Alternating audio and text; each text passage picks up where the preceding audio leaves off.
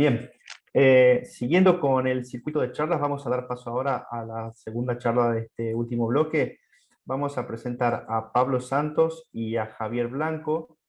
Ellos van a presentar la charla El crecimiento exponencial de los datos clínicos y las diferentes estrategias de almacenamiento de datos. Estrategias de gestión de su almacenamiento. Pablo Santos, a ver si están presentes. Hola, Hola Andrés, ¿cómo estás? Hola Pablo. Javier, si estás hola, presente. hola Andrés, ¿me escuchas bien? Perfecto, perfecto. Gracias. Bien, Pablo Santos es bioingeniero Enterprise Diagnostic Informatics Specialist de Philips y Javier Blanco es bioingeniero con experiencia en soluciones informáticas aplicadas a la salud en roles de ventas y servicios de salud, representante de Dell. Así que Pablo, Javier, cuando ustedes dispongan, adelante. Bueno, Y muy gracias bienvenido. Andrés. Ahí ya se ve la pantalla, ¿cierto? Perfecto, perfecto se la ve. Genial. Bueno, no, me reía porque es un poco largo el rol, el rol que tengo cuando había que leerlo. Así que bueno. La idea de la charla es, como dice el título, hablar de cómo crecen exponencialmente los datos que manejamos. En particular, yo vengo del mundo de imágenes, entonces va a estar muy orientado al mundo de imágenes, pero se puede aplicar a cualquier otro tipo de datos.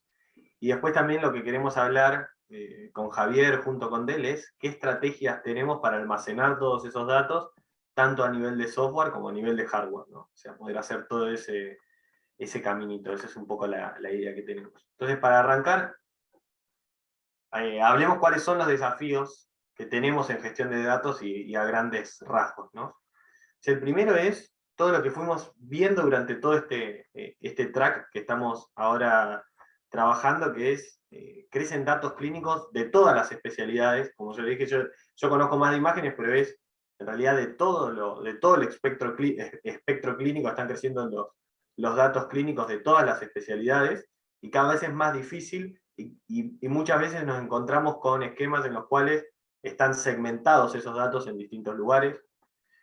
Cuando tenemos esa segmentación de datos, ahí tenemos el tercer desafío que está acá, que es gestionar el cambio de sistemas en silos.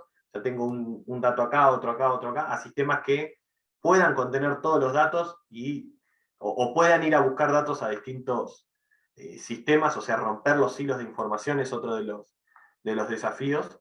Y una vez que tenemos todo eso resuelto, también tenemos que empezar o en realidad desde siempre tenemos que pensar en cómo cumplir normativas legales, de privacidad y de ciberseguridad de los datos, ¿no? Obviamente cuando yo tengo una mejor gestión de datos, ya por eso estoy mejor cubierto a nivel de seguridad, porque tengo menor cantidad de puertas de entrada o menor... tengo una mejor gestión de datos, entonces eso automáticamente me facilita el trabajo en la ciberseguridad. No es que me vuelve automáticamente ciberseguro, pero me facilita el trabajo en ese sentido. Entonces, fíjense que cuando hablamos de desafíos en gestión de datos, hay una definición de HIMSS, que es una asociación norteamericana de informática médica, que es la de Enterprise Imaging, ¿no? Y es en particular para gestión de datos para el mundo de imágenes, y esa gestión de datos o de imágenes en realidad es volcar todas esas ideas y pensar en objetivos de cómo podemos potenciar la historia clínica electrónica con todos estos datos en imágenes que vamos colectando de una manera ordenada. Entonces fíjense que, por ejemplo, no sé, para el mundo de radiología, que es de donde venimos trabajando desde hace ya muchos años con esta información, generamos a nivel mundial 3.6 mil millones de estudios por año. Eso significa que son 450 petabytes por año, que se duplican por cada lustro, ¿no? O sea, se van duplicando esos 450 petabytes. Hay 4 mil millones de personas que generan datos, pero no tenemos personas para interpretar esos datos en esa zona, entonces por eso también conviene de toda la recolección de esos datos para poder manejarla desde cualquier lugar. Y además también estos datos siguen creciendo y tenemos 2.000 millones de personas que en esta década van a entrar en la clase media y por lo tanto también van a generar más estudios, van a generar mayor datos y evidencia clínica. ¿Y por qué digo evidencia clínica? Porque el desafío no es únicamente para radiología, ¿no? O sea, no es que ya el único que genera un volumen muy, muy grande de datos es el departamento de radiología. Hoy tenemos datos en todas partes y el desafío de gestión de datos es a través de toda la institución. Entonces tenemos que empezar a pensar estrategias como las que decíamos de romper los hilos de información para ir a sistemas integrados y que me gestionen los datos a través de toda mi empresa o de toda mi institución. Y en particular en imágenes, ¿recuerdan que 1 o 2 slides atrás hablábamos de la estrategia de Enterprise Imaging que decía Gibbs? ¿Qué es Enterprise Imaging?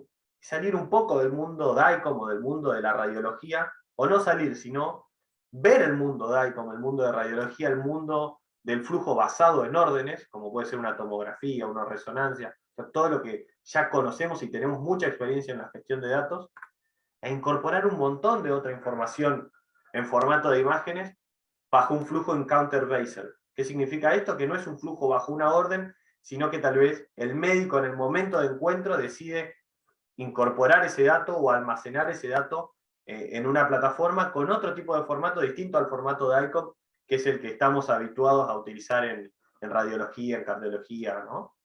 Entonces, tenemos que empezar a pensar también cómo gestionamos todos estos datos que no son DICOM, ¿no? O sea, por ejemplo, no sé, una fotografía de un lunar que saca un paciente, un médico a un paciente en el consultorio de dermatología, un video de una cirugía, una foto que saca el paciente en su casa a través de una plataforma de teleconsulta y la tiene que incorporar a un sistema.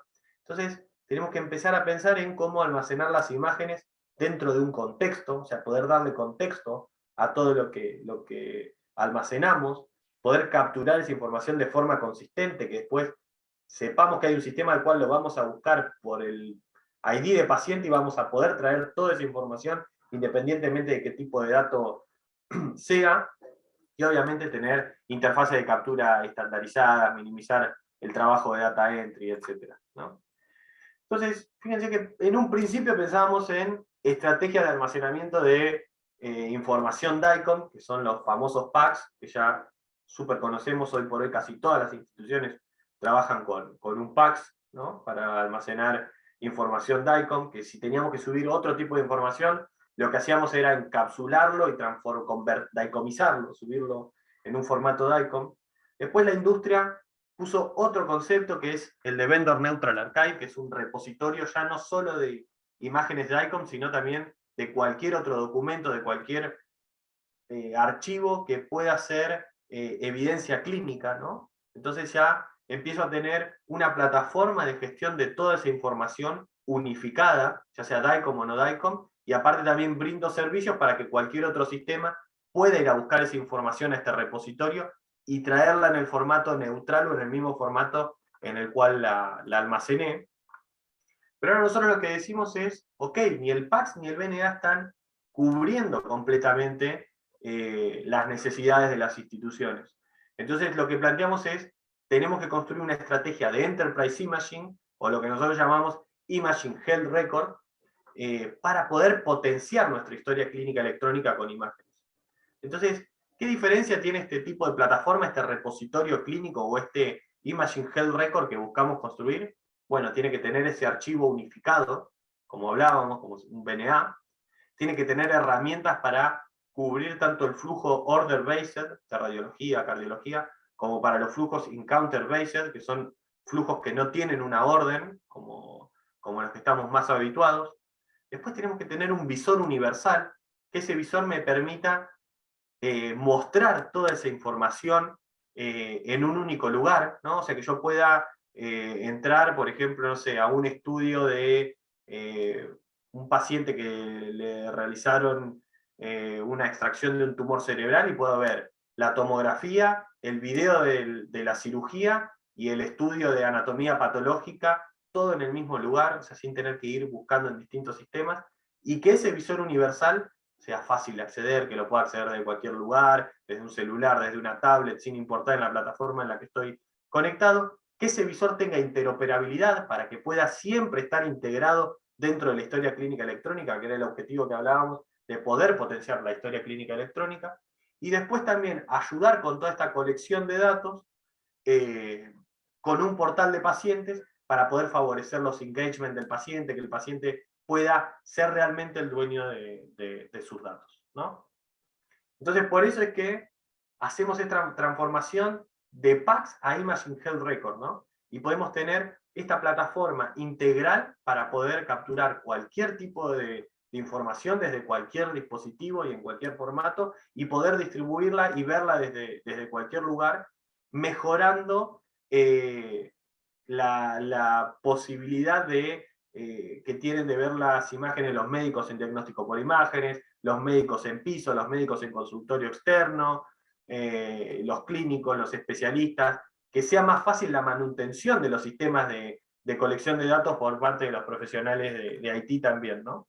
Entonces, lo que nos permite esta estrategia es un poco tener toda esta información en un único lugar, poder mejorar el engagement de los pacientes, que puedan consultar toda su información fácil en su portal de pacientes, o que el médico clínico tenga un visor universal y que pueda utilizar la pantalla no únicamente para ver los datos él, sino también para discutir el caso con el paciente, que pueda mostrar distinta información, como acá, por ejemplo, no sé, la ecografía, el electro y la cirugía, o sea, que fácilmente pueda, pivoteando siempre e integrado con la historia clínica electrónica, disponibilizar todos estos datos en imágenes que son muy importantes a la hora de interpretar un caso, ¿no? Entonces fíjense que este tipo de estrategias obviamente nos optimiza el negocio, nos da una mejor atención al paciente. ¿Por qué?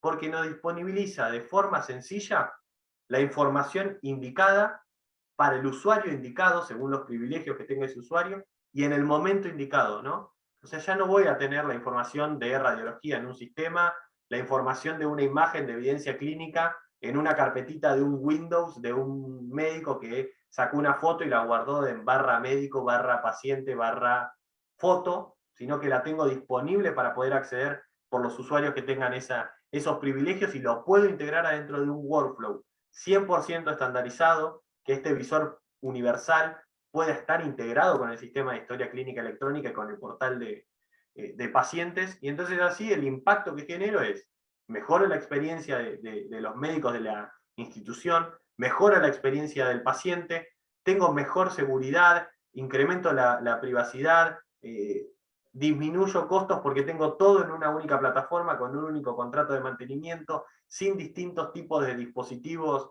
que hoy ya son poco seguros, como guardar información en un pendrive, en un CD, que ya prácticamente ni puedo comprar CDs porque no existen en el mercado. Y también puedo utilizar todo esto con fines educativos en un Ateneo, porque ya tengo toda la información prearmada o disponible para poder trabajar en un comité multidisciplinario. O sea, son muchas las funcionalidades y el impacto que puede tener una estrategia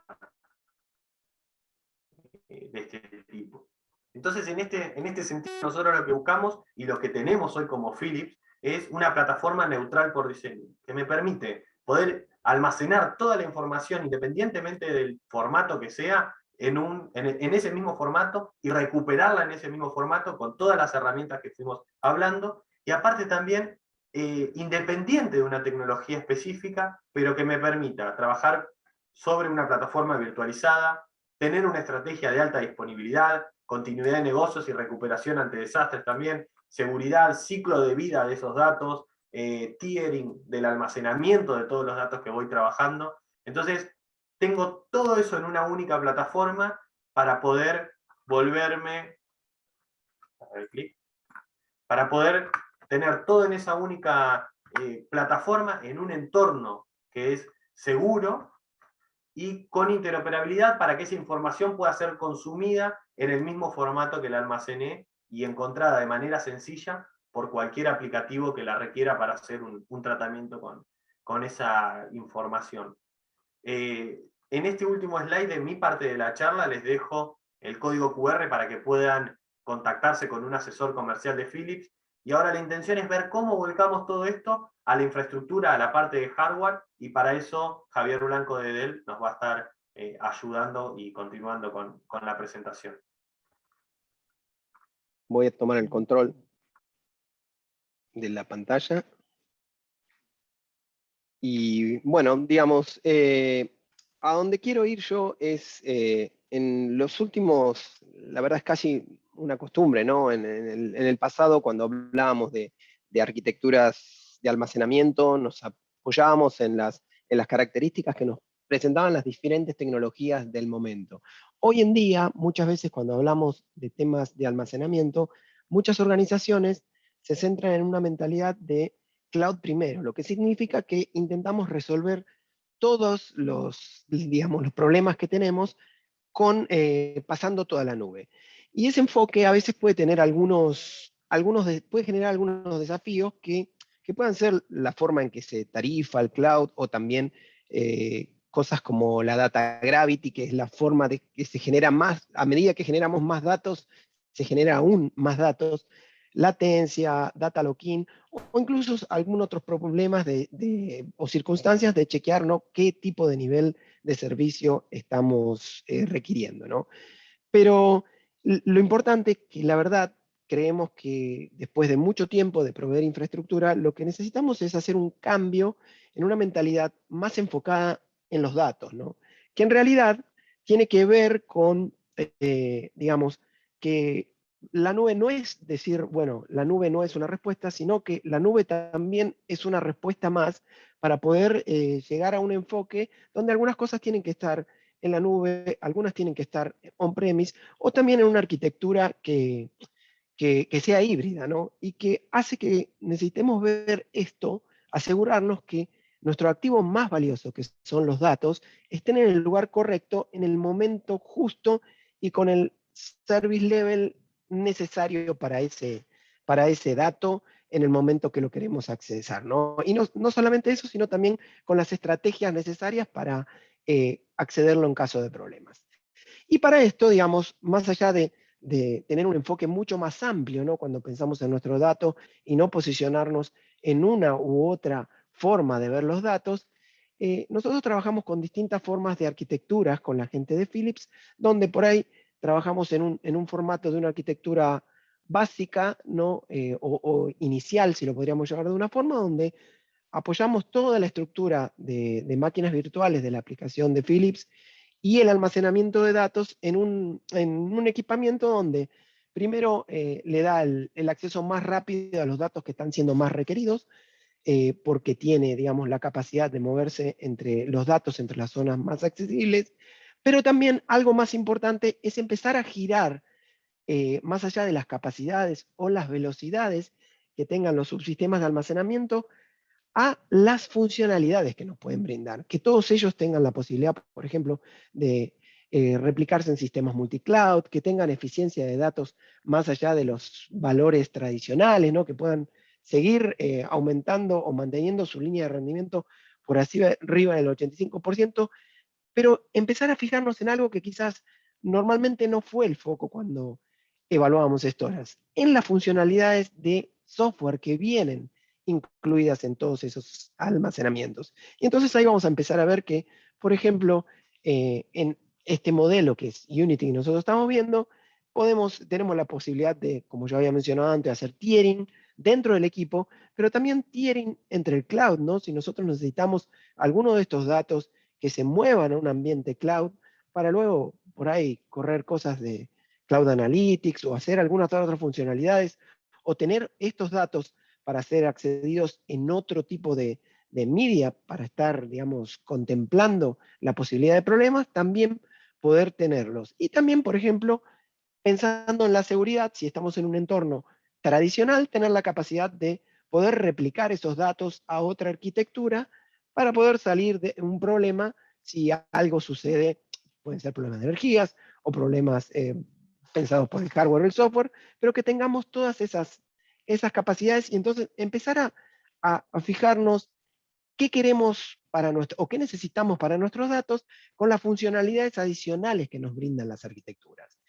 Y cuando estamos en ese entorno de consolidación, recién Pablo mencionaba que cuando hablaba de las estructuras de tipo VNA, donde ya no solo pensamos en almacenar imágenes, esas imágenes también son accedidas a través de una base de datos, se indexa, pero cuando pensamos en ir a un mundo mucho más amplio, donde también se van a almacenar, digamos, documentos o otro tipo de archivos de los del mundo no relacional, empezamos a ver una arquitectura donde se mantiene, digamos, el tema de la aplicación en formato virtualizado, pero cuando vamos a la parte de la arquitectura de almacenamiento, empezamos a desdoblar esto en una arquitectura tradicional como podría ser la SAN, que era la que veíamos en el escenario anterior, ¿no? Donde necesitamos acceder a los files en un formato de acceso Fibre Channel muy, muy rápido, pero también necesitamos especializarnos en algo que tenga que ver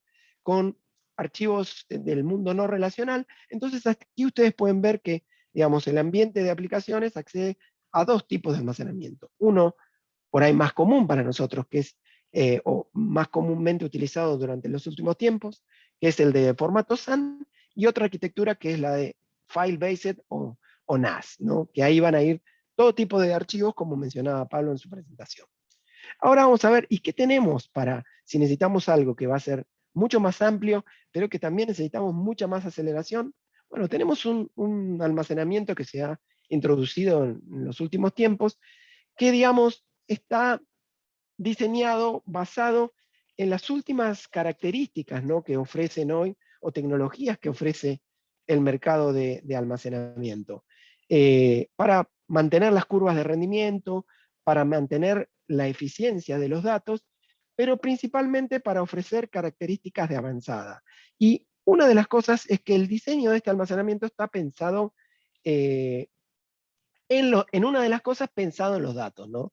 Que podamos acceder datos del tipo de forma de virtual machines de una forma aceleradísima, pero también que podamos, al estar basado en las últimas características de Flash, hacer volar la base de datos, ¿no? Y también cuando hablamos del primer mundo de un sistema VNA, que es el acceso, digamos, a la locación y a la parte de data tradicional o relacional, la realidad que este subsistema está diseñado con las últimas tecnologías de Flash para ser accedido de una forma realmente diferencial muy, muy rápida. Y por eso cuando vemos ese tipo de caso, estamos contando con la mejor tecnología para acceder a diferentes tipos de archivos, ¿no? Desde los registros médicos a las bases de datos relacional, y todo esto está desarrollado para también ser muy eficiente en lo que tiene que ver con contenedores, que es una de las nuevas tecnologías donde podemos escalar elásticamente el crecimiento de las aplicaciones. Así que como pueden ver ahí, pensado para hacer correr realmente muy rápido aplicaciones y bases de datos, aplicaciones en formato container, si tenemos alguna aplicación que ya realmente avanzó en el desarrollo a un formato más estilo cloud, también está, y también podemos pensar aplicaciones que accedan a sus datos en el formato file. Después, algo que tenga que ver, que le agrega al almacenamiento de inteligencia, y fundamentalmente cuando estamos hablando de inteligencia, estamos hablando de no repetir tareas, ¿no? La verdad que la mayoría de los que ya han lidiado con almacenamiento saben que el aprovisionamiento, el tuning y muchas tareas que lleva el almacenamiento hacen que se repitan actividades que sería bueno poder evitarlas para que la gente de sistemas esté ubicada más cerca en cómo hacer más eficiente la aplicación o cómo sacar, digamos, más rédito de los datos, que en algún momento dijimos que era lo más importante que tenemos. Entonces, hay muchas tareas que con diferentes herramientas, como las que pueden ver en pantalla, Ansible, Kubernetes o VMware, pueden realmente accederlas y realmente alguna de esas tareas automatizarlas y convertir esto en una infraestructura que realmente se transforme en programable y que permita la automatización de esas tareas. Eh, Yendo a otras de las características, cuando hablamos de adaptabilidad, ¿no? Hablamos de un dispositivo, muchas veces cuando hablamos de storage, hablamos de varias capas, ¿no? El almacenamiento, los servidores, y cuando en este caso hablamos de adaptabilidad, muchas veces tenemos que llevar nuestras capacidades de almacenamiento o de procesamiento mucho más cerca de la capa del storage, y también quizás a otra locación donde, que, digamos, en la normativa de sistema se llama el Edge, que no es donde está nuestro centro de cómputo, entonces tenemos que estar esas aplicaciones mucho más cerca del almacenamiento, y ahí es cuando hablamos de una tecnología que nosotros llamamos apps on, donde en el mismo almacenamiento, en este caso este almacenamiento se denomina PowerStore, las aplicaciones corren directamente en una capa virtualizada dentro del almacenamiento. Entonces, esto hace que también la infraestructura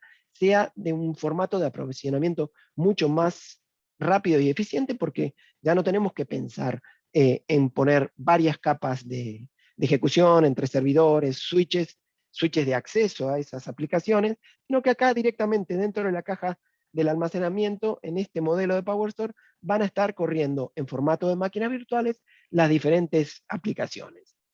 Y ahora la segunda capa, ¿no? Hablamos de la capa SAN, que era la primera parte que seguro donde van a estar las aplicaciones y los datos más tradicionales. Ahora veremos ese universo de datos que mencionaba recién Pablo, ¿no? Que no solamente son imágenes, sino que son archivos de múltiples tipos, que él mencionaba un visor donde se consolidaba todo eso y uno podía ver no solamente una imagen radiográfica o tomográfica, sino que también se podía ver algún reporte, donde necesitamos acceder a muchos tipos de datos. Y cuando hablamos de una arquitectura de almacenamiento de ese tipo, en nuestro caso estamos hablando de algo que se denomina PowerScale. Y cuando hablamos de ese universo de datos, algo totalmente necesario es tener una arquitectura que nos permita escalar de una forma gradual. En esta versión de este equipamiento se puede escalar desde un file system desde 11 tera hasta algo realmente muy, muy grande. Y aquí podemos ir agregando nodos. La verdad que la escala no es un problema. Se pueden ir agregando nodos que son como esas cajas que ven ahí. Ir agregando de a una, incluso si son de diferentes tecnologías, uno va activando los nuevos nodos y a medida que van migrando los datos, se pueden ir apagando los que ya queremos sacar de servicio, pero bueno, nada es dejado atrás. Y también pensando un poco en lo que mencionaba, ¿no, Pablo, ¿no? Al tener todos esos datos realmente en un almacenamiento, uno empieza a pensar también, ¿no? en la capacidad de poder hacer un poco más de inteligencia con eso, y este file system que está interconstruido en este subsistema de storage, realmente eso es una de las características fundamentales.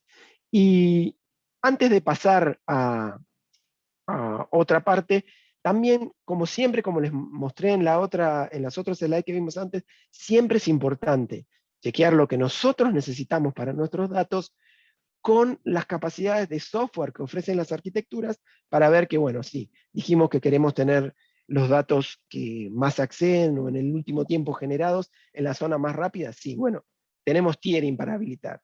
Queremos tener la posibilidad de hacer una réplica al cloud, tenemos esa funcionalidad.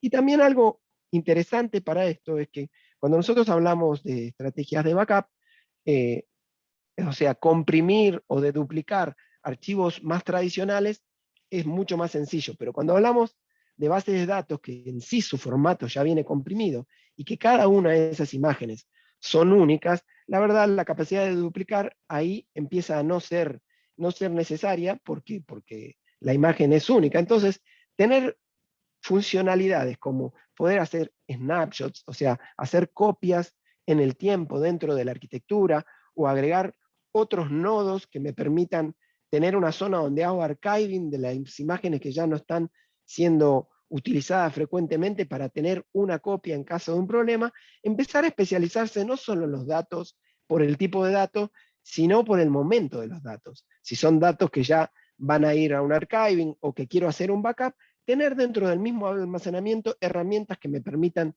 ser muy eficientes dentro de esto. Ni que hablar de cosas de seguridad, como hablaba Pablo antes, en este caso, características o de encriptación o características de algoritmos para chequear temas como ransomware. Todas las arquitecturas que vimos son capaces de conectarse con las clouds más populares y poder hacer réplicas en el tiempo, y todas las arquitecturas se pueden acceder a través de una herramienta que se llama CloudIQ, y mediante ella vamos a hacer toda la analítica predictiva de los subsistemas para saber qué podemos ir haciendo.